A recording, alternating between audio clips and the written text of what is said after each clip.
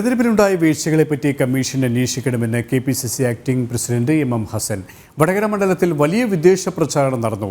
UDF സ്ഥാനാർത്ഥി ഷാഫി പറമ്പിലെതിരെ വ്യാജ പ്രചാരണം നടത്തി. സംഭവത്തിൽ പ്രതിഷേധിച്ച് ഈ മാസം 11-ാം തീയതി UDF പ്രതിഷേധ കൂട്ടായ്മ സംഘടിപ്പിക്കുമെന്നും അദ്ദേഹം പറഞ്ഞു. അതേസമയം 20 സീറ്റിലും UDF ജയിക്കുമെന്നും അദ്ദേഹം കൂട്ടിച്ചേർത്തു.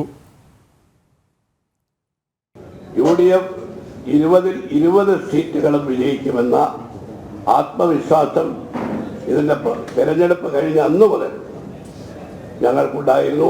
ഷാഫി പറമ്പിലെതിരായിട്ടുള്ള പ്രചരണം, ഷാഫി പറമ്പിൽ മുസ്ലിങ്ങളെ ബാധിക്കുന്ന പ്രശ്നങ്ങൾ ശ്രദ്ധിക്കുന്ന ആളല്ല, CIAയുടെ കാര്യത്തിൽ അഭിപ്രായം പറഞ്ഞ ആളല്ല. ഇങ്ങനെ ഒരു മുസ്ലിം വിഷയങ്ങളോട് പ്രതിബദ്ധതയില്ലാത്ത ഒരു മുസ്ലിമാണ് എന്നായിരുന്നു ആദ്യത്തെ വീഡിയോ.